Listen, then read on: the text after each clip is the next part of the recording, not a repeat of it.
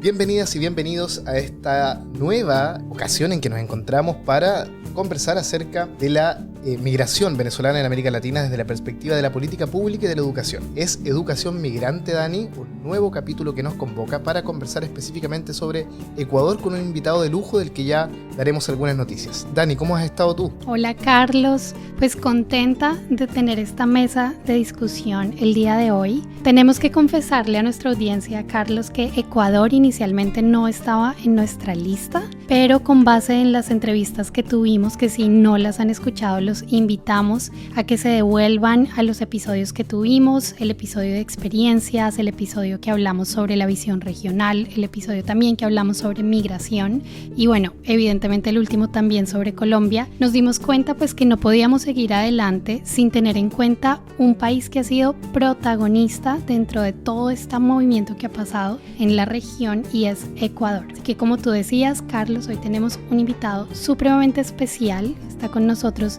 Cristóbal Madero. Carlos, ¿quieres contarnos un poco sobre Cristóbal? Cristóbal Madero es chileno, es sociólogo, máster en educación y es doctor en política educativa de la Universidad de California, Berkeley. Trabaja varios temas de investigación, entre los cuales destaca la educación en emergencias. Actualmente es académico del Departamento de Política Educativa de la Universidad Alberto Hurtado, la Universidad Jesuita en Santiago de Chile. Es consultor estable de la Unidad de Educación del Jesuit Refugee Service con sede en Roma, así que él nos va a contar de qué va esto.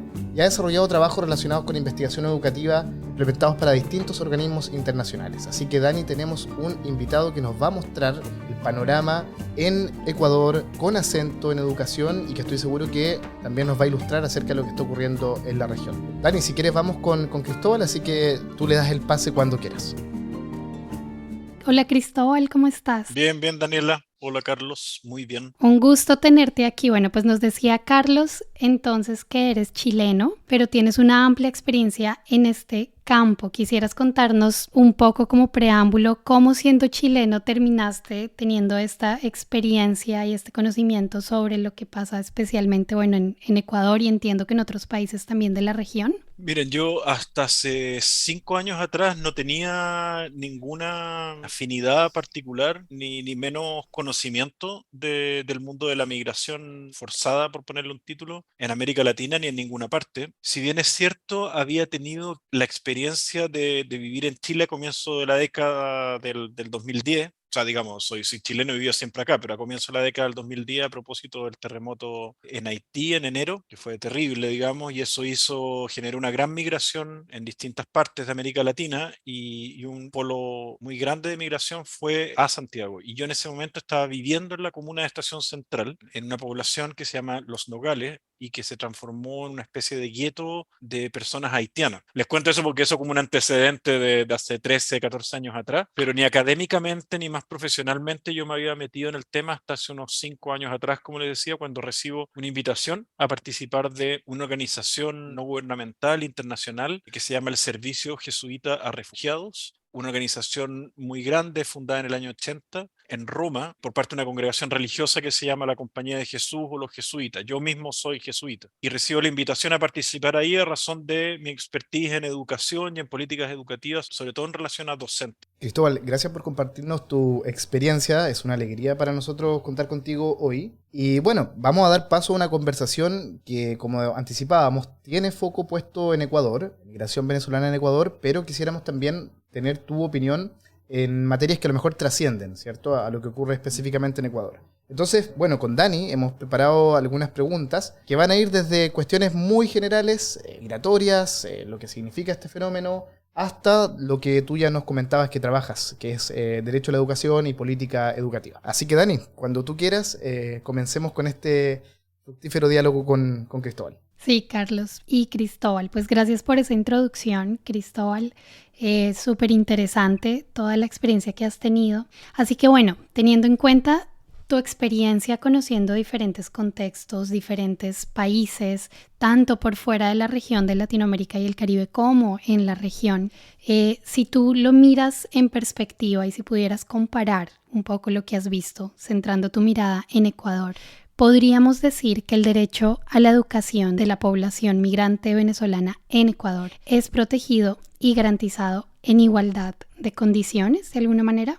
La respuesta rápida yo diría es sí, no totalmente, pero cada vez más. Así como efectivamente el derecho a la educación, y es una pregunta que yo, no directamente, pero por su contorno, haciéndosela a personas, digamos, venezolanas o también, en su mayoría venezolanas, pero también colombianas, que continúa siendo una temática súper importante para Ecuador, en el fondo víctimas de conflictos armados, digamos, todavía, digamos, sobre todo en la región fronteriza norte de Ecuador. Es una pregunta que tiene una respuesta muy distinta si yo la hubiera hecho el año 2020 versus el año 2022 cuando la hice, que fue, yo estuve entre el mes de febrero y marzo en distintos lugares de Ecuador, de 2022 digo, en distintos lugares de Ecuador, y una respuesta muy distinta porque el Ministerio de Educación lo que hace justamente ese febrero del 2022 es modificar un decreto muy importante en educación, que en el fondo para el tema que nos convoca lo que hace es decir, en el fondo a una persona migrante no se le puede pedir ningún documento. En el momento de la trayectoria educativa se le puede pedir ningún documento para acreditar si es o no es migrante. Eso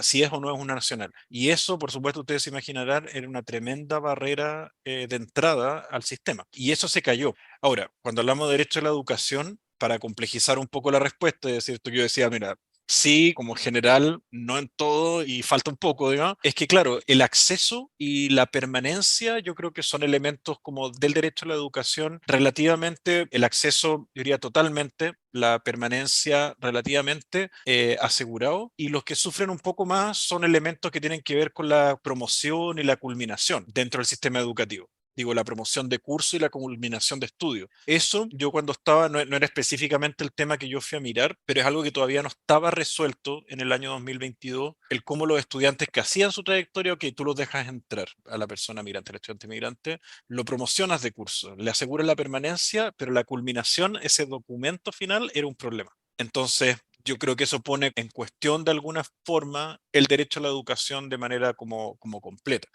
Esto es un problema en todas partes, ¿ah? No es un problema como exclusivo de Ecuador. Yo creo que todos los países nos hemos encontrado con, en Chile, esto que te estoy contando, le estoy contando, de la culminación y tener un documento, todavía es un problema en algunos sectores y es algo que se soluciona más bien por secretaría, como en el caso a caso. Bueno, esta fórmula con la que tú comienzas, ¿cierto? Sí se asegura, no del todo, y cada vez más. ¿Aplica a otros países de la región? No, yo creo que en general los países, y esto lo digo como con cuidado, a nivel, y no tengo un conocimiento específico de cada país, pero al menos hablando por México, por Ecuador, por Venezuela lo dejo fuera en este como análisis, y Colombia por supuesto, y Chile, ya que conozco algo el sistema acá, son países que han avanzado en su regulación en general en términos del trato a la migración forzada, y en el aspecto educativo tal vez como uno de los primeros, tanto el sistema educativo como el sistema de salud han entendido como a empujar el movimiento de todo el Estado, ¿te fijas? Porque son lugares muy sensibles. También vivienda, también, pero lo primero es, bueno, ¿dónde va mi hijo al colegio? Sobre todo en lugares donde llegar con tu hijo al colegio es una responsabilidad legal y no es solamente un deseo tuyo, sino que es algo que tienes que hacer, entonces se enreda. Pero yo diría con harta certidumbre que en estos países que les digo es una tendencia como de avance a más. Lo que no quiere decir, que es lo mismo que no era específico con la pregunta anterior del derecho a la educación, pero son otros derechos vulnerados o otros tipos de, como de situaciones vitales que viven a las familias, las niñas, los niños migrantes, que hacen, digamos, como la normativa y la legislación va a un ritmo distinto a lo que va la sociedad y la cultura, en tanto como la aceptación, la acogida, la vivencia real de que, bueno, ahora formamos una comunidad que es distinta, digamos, pero es una, eso no es tan obvio. O sea, las leyes te pueden decir eso.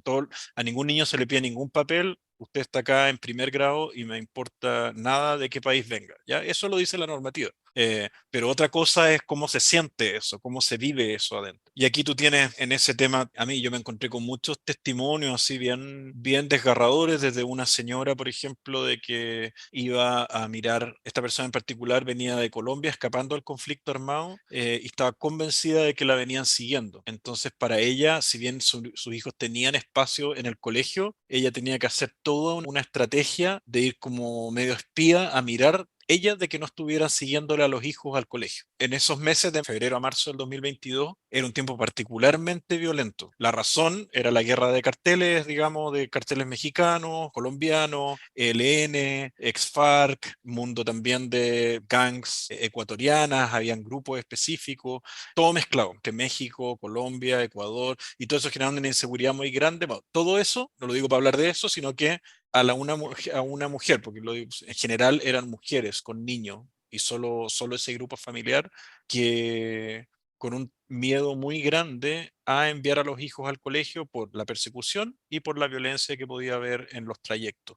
Sobre todo, se imaginarán, sobre todo, no únicamente, pero las niñas más preadolescentes, adolescentes, eran una fuente de preocupación súper grande para estas familias migrantes que no conocen los códigos, que no conocen como la cultura como a profundidad. Tremendo, Cristóbal. Pues de lo que acabas de decir, yo podría extraer algunas cosas que entiendo como desafíos que enfrenta Ecuador en este momento, ¿no? Entre esas cosas, y por favor corrígeme o compleméntame si hay algo de esto que no sea así. Uno es este reto en cuanto a la culminación, ¿cierto? De claro, cómo te apoyo a que estudies, pero todos estos desafíos enfrente a la culminación de los estudios. Dos, en cuanto a la diferencia en los ritmos entre la normativa y la cultura, ¿no? Cómo avanzan de forma y en velocidades diferentes estos dos componentes. Lo otro que mencionas es la violencia que se ha agudizado a partir de los últimos años. Y lo otro que puedo inferir es también un poco de diversidad migratoria, ¿no? Aquí estamos hablando de venezolanos migrantes, pero evidentemente el tema fronterizo y el tema también en relación, como lo mencionas tú, con Colombia, por ejemplo, empieza también a tener todo un papel dentro de las políticas migratorias. Aparte de esto, ¿hay otros desafíos que pudieras identificar? Y si sí o si no, ¿podrías también identificar algunas estrategias que hayas visto que Ecuador esté implementando o haya querido implementar para poder enfrentar estos desafíos? Los que tú dices son correctos, digamos. Yo le sumaría, cuando tú dices ya, diversidad de población migrante, y además le pone un estrés muy grande, no solamente al decir son migrantes que huyen del conflicto armado colombiano y que huyen de la situación de crisis sistémica, ya no sé cómo qué nombre ponerle a lo de Venezuela. Ok, eso es una, pero también tú tienes que la categoría de tránsito o permanente es súper importante, específicamente para el tema nuestro, digamos, de educación, porque a diferencia de Chile, que Chile es un país receptor, por acá no entra nadie para irse a otro lugar. Acá es como llegan, o Estados Unidos. Estados Unidos, la gente va a Estados Unidos. Y en algunos casos Colombia, en muchos casos, en la mayoría, en la que acoge más venezolanos, son países de más permanencia que de tránsito. Entonces, pero Ecuador no. Ecuador combina las dos cosas y yo creo que eso le coloca un estrés específico a la situación. Entonces, eso pone una serie de estresores al sistema educativo también para poder hacerlo. Además, en Ecuador se da una complejidad que tiene dos calendarios académicos. Yo no sé cuánto de eso ustedes saben, yo no me metí en profundidad, pero tiene la sierra y la costa. Entonces, la ruta migratoria, los que se van moviendo, en general, los que entran por Tulcán, pasan por ahí un poco más abajo del Putumayo, ¿cómo se llama la parte de Colombia arriba? Ese lugar, Pasto. Cruzan la frontera y lo normal es que sigan por la sierra. Y cuando digo sigan, no es que sigan caminando, sino que llegan, pasan un tiempo, podrían mandar a su hijo o su hija al colegio y después siguen caminando. Si no se cambian de ruta, o sea, si siguen por la sierra, van a seguir por el calendario de la sierra y eso les va a permitir tener a los hijos en un calendario. Pero si se mueven de calendario, el sistema no tiene resuelto eso. Las autoridades te dicen, no, se resuelve, es un papeleo y es un trámite burocrático que hay que hacer para cambiar y tú dices, a alguien que salió traumatizado probablemente desde donde viene, que no tiene ninguna red por donde va pasando, porque se va pasando, que anda con las pocas cosas que tiene, con pocos recursos, con un montón de problemas que ni nos imaginamos así, y además un asunto de este tipo. Ya, yo creo que ahí hay algo también que, insisto, estoy hablando hasta hace un año atrás, había que chequearlo, pero dudo que eso haya cambiado tan rápido en un año, porque no lo tenían como un problema así. Eso es una cosa. Y lo otro, te diría también que un problema es que, a ver, la xenofobia es un tema, yo creo que no hay lugar donde a mí me ha tocado ir, yo, como les decía antes, como he tenido harta suerte, voy a estar en países del Medio Oriente, en África, en Europa, acá en las Américas. No he conocido lugar donde esto no exista. Hay lugares donde está más magnificado, achicado, se vive con más, con menos como intensidad, pero es un fenómeno que lamentablemente existe mucho. Y lo que a mí me decían en Ecuador, y que creo que esto aplica a otros lugares, que es que en la capital o en ciudades grandes como Guayaquil, la xenofobia está como controlada a nivel de opinión pública, a nivel de hay como cierto rechazo al que es xenófobo. no así en la frontera. En las fronteras mismas eso es distinto. Hay más xenofobia y por lo tanto es un desafío a trabajar permanentemente. Así me lo decían profesores, apoderados, locales, porque está presente, digamos, es una realidad. Y lo otro del mundo de las ONG. Justamente cuando estaba yo allá, es lo que les contaba, levantando datos para un estudio. En febrero comenzó la guerra con la invasión de Rusia a Ucrania. Y eso significó, yo lo digo desde el punto de vista de la propia organización en la que yo participo, un desvío de recursos gigante. O sea, si antes nosotros teníamos la crisis siria y después de la crisis siria el 2011 vino el 2016 la crisis de Venezuela, y entonces estamos hablando de 9 millones de migrantes, Venezuela 7 millones de migrantes, de personas migrantes, y vino lo de Ucrania y eso inmediatamente gira toda la ayuda internacional. Entonces, solo eso como un dato, porque imagínense, con toda la plata que estaba fluyendo a Ecuador, Colombia, hasta ahí, digamos, o sea, así como grandes montos de dinero para afrontar la crisis de Venezuela, eso hace que se llene de ONGs. Eso en la práctica significa que tú tienes todas las ONGs del mundo trabajando en ese lugar en distintas áreas. Yo hablo por educación, las 15 grandes que deben haber que se dedican, y yo creo que no hubo representante del Estado de Ecuador que no me dijera que llegaba un punto en que para el tema educativo llegaban a ser un problema, porque les ofrecían mil cosas, tenían mucho dinero que gastar, pero ninguno de esos, o no, no ninguno, para no ser tan injusto, pero que la falta de coordinación entre las ONG con el Estado hacía de un problema, magnificaban los problemas finalmente, o sí, hacían al final más difícil la tarea. Entonces yo creo que eso también, como a las 4 cosas que tú decías, yo le pondría estas otras, y además de todo lo que yo vi, en el fondo los distintos programas, tanto del Estado como de ONG o de combinaciones de ambas, en que trabajaban el tema de la acogida, el combate a la xenofobia, las pedagogías como culturalmente responsables, con docentes. En el fondo, todo el desarrollo profesional de los docentes, toda la plata, cada peso invertido ahí, yo creo que pagaba, así, pero un docente o un inspector o un director, directora de una escuela podía, y pasaba también, pero lo vi como casos aislados, puede pedir esos papeles. Y como decir, a ver, aquí la ley soy yo. Es ilegal que lo haga, pero a veces, de nuevo, la normativa en estos casos va más rápido que lo que va la sociedad en cuanto a inclusión. Entonces ya, es muy relevante que es la ayuda más asistencialista directa en términos de kit escolares, de uniforme escolar, como me decían varias madres. Yo he pasado como vergüenzas enormes en mi vida a propósito de esta situación de migración y me he tenido que comer un montón de vergüenza de todo. Yo no quiero que esa vergüenza se la coma mi hijo o mi hija por no tener el uniforme que tiene que tener y que se usa acá. Y uno dice, bueno, si el uniforme son $10, no, así, bueno, eso es mucho. Eso es mucho. Y es como, y era clave, clave, clave. Entonces yo me terminé convenciendo de que, claro, derecho a la educación, acceso, permanencia y todo, bueno, pero es necesario esas ayudas así súper asistencialistas. Cristóbal, gracias por compartir tu experiencia en Ecuador y más allá de Ecuador. Y de hecho, el que tú cuentes con esta experiencia a nivel latinoamericana, pero también en otros lugares del mundo, nos permite pasar a una sección que para nosotros es clave, porque si bien nosotros contamos con expertos y expertas como tú en esta miniserie que es Educación Migrante, lo cierto es que la conversación se produce a partir de las experiencias y testimonios de personas que han migrado. Entonces, en lo que viene ahora, te vamos a mostrar algunos extractos de audios que no han tenido lugar en Ecuador precisamente. Como Dani anticipaba, nosotros incluimos a Ecuador durante el desarrollo de esta miniserie, pero que sí han sido recogidos estos testimonios en Latinoamérica. Entonces lo que te queremos preguntar, gracias a tu experiencia, es si hay puntos en común entre estos audios y lo que ha ocurrido en Ecuador. Yo de verdad, a partir de allí y a partir de la experiencia de mi mamá, noto cómo, por ejemplo, algo tan sutil como el hecho de que alguien note que tienes acento puede ser tan determinante en la forma como te leen y en tu propia inserción, ¿no?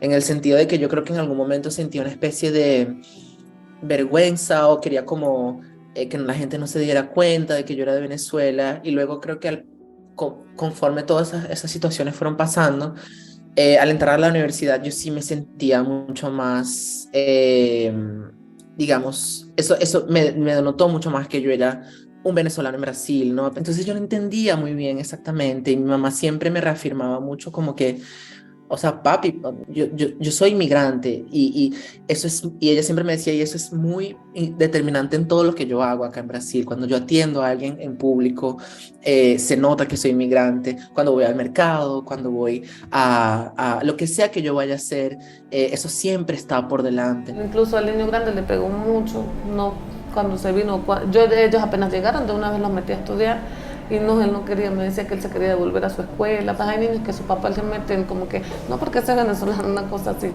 Yo quería seguir el estudio, pero después comencé a trabajar y más no le puse importancia también al estudio. Bueno, no, yo creo que así a grandes rasgos, o sea, el audio increíblemente pues resulta muy pertinente con lo que venías comentando, ¿no? ¿Cómo puedes tú, dentro de tu experiencia, como decía Carlos, contrastando con lo que conoces de Ecuador, con lo que también viste en otros contextos? Porque uno de ellos hablaba desde Brasil, los otros dos hablaban desde Colombia, que también hace parte de lo que tú has venido narrando, ¿no? Entonces hay ciertas narrativas compartidas aquí. ¿Tú crees que esto que nos evidencian los audios también aplica dentro del contexto ecuatoriano en un sentido más concreto? Y si sí, ¿cómo? ¿Cómo lo verías reflejado también? Sí, o sea, yo diría como, o sea, si hubieran borrado lo de Brasil que dijo y me hubieran dicho, mira, estas son personas que están en Ecuador, yo diría que aplican. O sea, yo hacía el comentario hace un rato de la xenofobia. Bueno, la manera de hablar, la manera, los fenotipos, digamos, esos como que terminan hablando como indicadores para que se produzcan como las actitudes xenófobas. Y evidentemente me hizo pensar, por ejemplo, en los estudiantes que sentían que los docentes, esto es dicho por madres, pero también por estudiantes, que al llegar de Venezuela, los docentes o los que tenían como la responsabilidad, no eran estrictamente los docentes, pero un rol, no me acuerdo ahora el nombre que tenían en los establecimientos educacionales, los ubicaban en un curso. Muchos de ellos venían sin papel, entonces no venían con el certificado de decir, mira, yo pasé del 5.º al 6.º grado, entonces los ubicaban, les hacían una prueba y siempre los ponían más abajo. Entonces al ponerlos más abajo en los niveles, ¿qué pasa evidentemente con los niños? Se aburren, son cosas que ya saben o ya conocen, o otra actitud era como hacer énfasis, por ejemplo, me acuerdo que aparecía siempre el tema de la historia. Entonces el tema de la historia cuando se hablaba de Ecuador, donde obviamente los niños no van a tener poco o nada idea si es que se formaron en la historia de Venezuela o si antes venían pasando por Colombia. Entonces, efectivamente, yo creo que hay un trato diferente, muchas veces como negativo, dañino, y que a lo que decía antes también, yo creo que los pesos invertidos en los docentes y en formación para ellos, yo creo que es clave en esto. Lo del trabajo es verdad también. Lo del trabajo, hacía uno un comentario de alguien que no terminó el colegio porque trabajó o decía terminé el colegio, pero inmediatamente fui a trabajar porque no seguía estudiando. Yo me acuerdo patente en el caso de Esmeraldas, donde se da mucho la industria de la palmicultura y donde había mucha deserción escolar. Y ahí sí nos pudieron dar cuenta de que mucha de la deserción eran migrantes que trabajaban, hijos e hijas de familias migrantes que trabajaban en la palmicultura y no iban a clase. Como que es un fenómeno real también. No creo que tan extendido en Ecuador, pero sí tema de trabajo infantil, específicamente de migrantes. Yo creo que hablan, conversan lo que ustedes acaban de poner con lo que yo escuché, como claramente. Súper importante, Cristóbal. Y aquí estábamos pensando, o sea, incluso yendo un poco más allá de esta idea de listo, sí, vemos factores en común, que también fue más o menos de las conclusiones que nosotros tuvimos al entrevistar a tantas personas que venían desde lugares tan diferentes, que llegaban a lugares tan distintos y aún así todos parecían tener un mismo relato. Entonces, yendo un poco más allá de identificar que efectivamente hay una tendencia, nos gustaría saber un poco tu perspectiva sobre a qué se debe estas tendencias en cuanto a la recepción y en cuanto al sentimiento. Digamos que son dos cosas, un poco la xenofobia que se puede vivir, pero también la forma en la que se percibe estas dinámicas de recepción. O sea, es una tendencia que tiene que ver con la población venezolana específica, es una tendencia que tiene que ver con la respuesta hacia los migrantes, independiente de qué tipo de migrantes en Latinoamérica en general, que se ha construido. O sea, ¿cómo lo puedes ver tú? ¿Cómo lo podrías tú identificar? No, yo diría derechamente no se trata de un fenómeno como el miedo al distinto. Yo creo que es una autora antropóloga, Daniela. Yo diría que hay algo como que nos constituye, digamos, así como nuestra naturaleza, no sé, como nos asustamos de lo distinto y yo creo que eso es, y tenemos reacciones a veces no felices. Y yo en términos, y colocando ese distinto que puede tener muchas formas, pero uno es el migrante, eso yo no hay lugar donde yo no lo haya visto. Yo me encontré en Ecuador con personas que lo decían, acá en Chile lo encuentro a cada rato, digamos, y que es que los migrantes vienen a quitar el trabajo, los migrantes vienen a quitar un espacio, una sala, una silla de clase en una sala, los migrantes vienen a ocupar un puesto en el consultorio médico, los migrantes vienen a... Y en cierto sentido yo creo que hay algo que los que en el fondo por profesión, por estatus social, por estar en una elite, digamos, académica, digamos, o en el grupo de gente que reflexiona y tiene tiempo para estas cuestiones, digamos, o sea, ya te hace una elite, no todo el mundo tiene tiempo para pensar. Yo creo que nosotros hay que darle una vuelta y más de una vuelta porque a mí no me quitan un asiento de mi hijo en la escuela, a mí no me quitan el puesto en la lista del consultorio, a mí no me hacen eso, yo reflexiono sobre esas cosas, yo no tengo esa experiencia de estar ahí, más de elite, y no quiero decir solamente el mundo que tiene dinero, es como una de las distintas élites como culturales o religiosas, como decir, no, hay que acogerlos a todos, tenemos que ser abiertos con todo, no tiene que haber, no, decir, pero claro, yo no pago las consecuencias de eso, como para nada. Las personas que vienen, por ejemplo, en la población donde yo les decía antes que viví cuando me tocó la llegada en masa de haitianos, ahí sí, no había puestos en el colegio para chilenos porque los cubrían los haitianos. Ahora, en el norte de Chile, por ejemplo, con familias venezolanas, pasa lo mismo. Hay colegios públicos donde no hay un asiento más y hay un chileno que quiere estar y a propósito yo les decía de la conciencia de comunidad, de quienes formamos la comunidad, hay un trabajo que hacer ahí, aunar posiciones o hacernos más sensibles los que no nos toca vivir las consecuencias directas con los que sí les toca vivir las consecuencias directas, porque son reales, no es que la gente sea xenófoba porque como que me levanté y quiero atacar a la otra persona por de dónde viene. Hay algo así que nos hace tener temor de lo distinto y del diferente, ¿ok? Hay algo de discursos que son tendencias en todas partes del mundo, digamos, acá yo las veo muy, muy claramente respecto a como el tema del crimen, la delincuencia, por ejemplo, en Chile han subido los homicidios porque era un país donde no había muchos homicidios y han subido, pero gigante así mente. Ahora estamos a años luz de Colombia o Ecuador, pero en el fondo, ¿quiénes son los homicidas en general de ese grupo? Que no es muy grande, digo, pero han sido personas de Venezuela en general. ¿Y quiénes son las víctimas? Han sido personas de Venezuela, no han sido chilenos, son ajustes de cuenta, cosas que no estábamos acostumbrados. Bueno, pero ¿qué pasa? Eso, la magnificación de esos casos a toda la población venezolana, son todos delincuentes, son todos, que de por sí ya es una cosa como irracional, no es irracional para la persona de la población donde ha visto 3 asaltos y los 3 asaltos han sido lamentablemente de personas que no han sido chilenas, aunque yo voy a la cárcel regularmente y en la cárcel acá en Santiago, o sea, las proporciones no han variado mucho entre la población que viene de afuera y la población de adentro. 90 y tantos por ciento más son chilenos que cometen homicidios o crímenes. Pero se da esta situación del que no analiza como nosotros, que miramos la realidad, pero de un ángulo distinto, y las personas que les toca sufrir consecuencias y que ven y que dicen y que no es mentira lo que dicen. Ahí hay algo de como a trabajar en el modo en que... Sí. Por eso es súper bueno lo que ustedes hacen, como de ir a recoger voces desde abajo también. La migración va en aumento, así no hay por dónde pare. No es posible que no haya más migración. No es posible que esto siga así desregulado a nivel internacional. Tanto así que yo les hablo de la migración forzada y la migración forzada no es técnicamente un concepto, digamos, es un concepto que uno habla para poder entendernos porque los refugiados son técnicamente los que migran más forzadamente, como los que si no te quedas te ahogas porque viene un monzón o hay una inundación o por la religión que tienes o por la orientación sexual que tienes o por la opinión política que tienes. Entonces, si no te vas, te matamos. Ese es el concepto de refugiado. Cristóbal, Dani y yo estamos muy agradecidos por lo que nos has compartido, por mostrarnos lo que ocurre no solo en Ecuador, sino que también más allá, incluso más allá de nuestra región.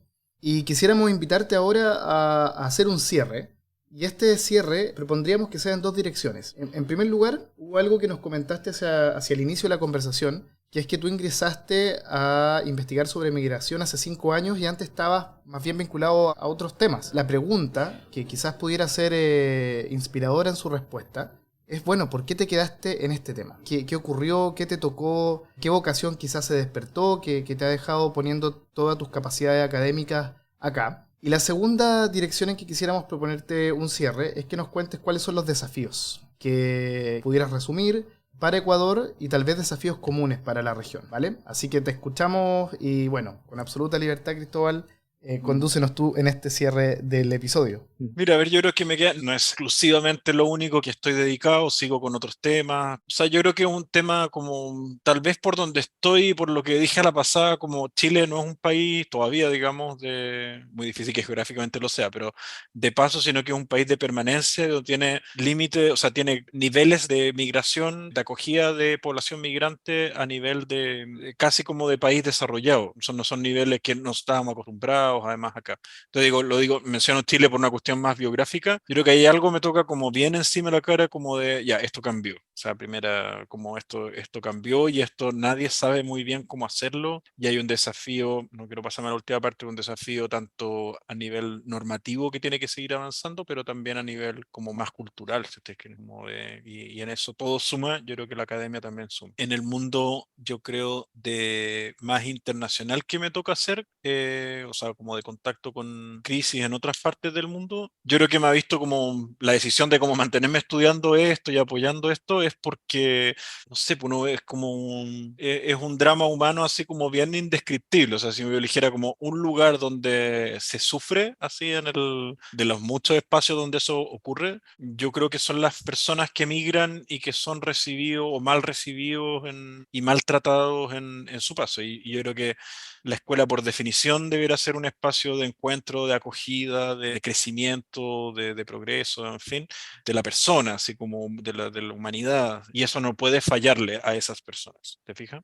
Entonces yo creo que eso no puede fallarle a nadie, pero especialmente yo creo que a esas personas. Entonces yo creo que me ha hecho quedarme esa noción como responsabilidad por ese mundo y por esa misión de la escuela. Desafíos que yo veo para Ecuador, yo creo que algo los dije en su momento respecto y esto lo digo con harto respeto, que cada vez que uno le pone desafío a países que no son el uno, donde uno estuvo un rato viendo datos, no, lo digo le pongo esa nota de humildad, digamos, de pie de cada en la tierra. Yo diría que yo creo que hay una tarea en el fondo, hacer lo más posible para que la culminación de los estudios y la prosecución de los estudios, dado que mucha población venezolana, en el año 2016, cuando empieza, estamos hablando van a ser 9 años de eso. O sea, había un niño que tenía 5 años y entró a la escuela y hoy día tiene 14 años, o sea, va a estar en la secundaria, digamos, y va a empezar a ver el futuro. Si es que sigue en Ecuador, va a empezar a ver el futuro de unos cuantos años más para ver qué hace. Y yo creo que vender falsas expectativas o yo creo que es de lo peor que se le puede hacer a un niño, un joven, digamos, menos en el espacio educativo, y yo creo que ahí hay algo como grande, la culminación. Y lo otro que yo creo que es un desafío para toda la región, y yo no sé cuánto lo estamos pensando,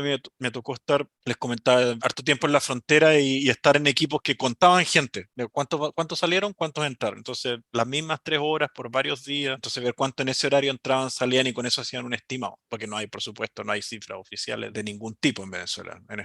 Entonces, lo que yo vi ahí hace un año atrás, como les decía, es que hay más gente entrando que saliendo. El fenómeno de la pandemia, el fenómeno del rechazo, eso habla del rechazo de los lugares donde estaban. Yo acá hablo de cerca, acá en Chile. Habla también de una mejoría en las condiciones, muy mínimas, pero mejoría. Gran explicación para eso, Ucrania, la guerra y Estados Unidos comprándole más petróleo a Venezuela y activando la industria del petróleo. Yo creo que ahí hay claramente algo que está trayendo de a poco. En otro estado, digamos, de la situación, uno podría pensar que va a haber gente que va a volver a Venezuela, idealmente. Los que más han salido, de eso no hablamos nada. Si quieren hay otro capítulo muy interesante, pero a mí me tocó estar el día que cerraba la facultad de educación, la que daba pedagogía en San Cristóbal, en el Táchira. Cerraban la facultad de pedagogía porque no habían plata, porque los niños no van al colegio, porque los colegios no tienen recursos, porque no hay profesores, porque los jóvenes se fueron, porque hay que reconstruir. Una de las cosas que hay que reconstruir en América Latina es Venezuela, digamos, y eso se va a hacer desde su sistema educativo. Y les digo esto porque no estamos pensando cómo va a ser la vuelta de los jóvenes, de los niños, de las familias a Venezuela y lo que puede hacer el sistema educativo para eso. Y yo ahí creería que, en el fondo, lo culturalmente sensible de los currículum, prácticas pedagógicas, de los espacios escolares, así más en general, es clave para eso. Y yo como un desafío digo eso para Venezuela, para todos los países que tienen venezolanos y que van a volver. Cómo uno los acoge de tal manera y incluye, pero al mismo tiempo sabiendo que tienen que aprender cosas que les vayan a ayudar después en la vuelta a sus países, ¿no? Perfecto, pues muchísimas gracias, Cristóbal. No, pues de qué. A ustedes. Felicitaciones por el programa. Aula Divergente es una producción de Freshet Podcast. Para la construcción de este capítulo contamos con la participación de Cristóbal Madero. Téngase en consideración que las opiniones expresadas en Aula Divergente son de exclusiva responsabilidad de sus anfitriones y de los y las invitadas e entrevistados, no de Freshet ni de sus patrocinadores, quienes no asumen ninguna posición institucional. Si les gustó lo que escucharon, califíquennos en la plataforma que escuchen nuestro podcast. Las reseñas realmente nos ayudan. El equipo incluye a Daniel Hernández, Carlos Navia, quien les habla, José Neto, Nicole Tapia y Will Brem. La música original para Aula Divergente fue creada por Joseph Minaurio de Pattern Based Music. Aula Divergente es un podcast administrado de forma independiente, sin anuncios, y es posible gracias al apoyo de Open Society Foundations, NORAG, UCL University College London Institute of Education y oyentes como tú. Considera donar a Aula Divergente visitando freshetpodcast.com/donate. Gracias por escucharnos, somos Daniela y Carlos y volveremos pronto en el siguiente episodio de esta miniserie Educación Migrante.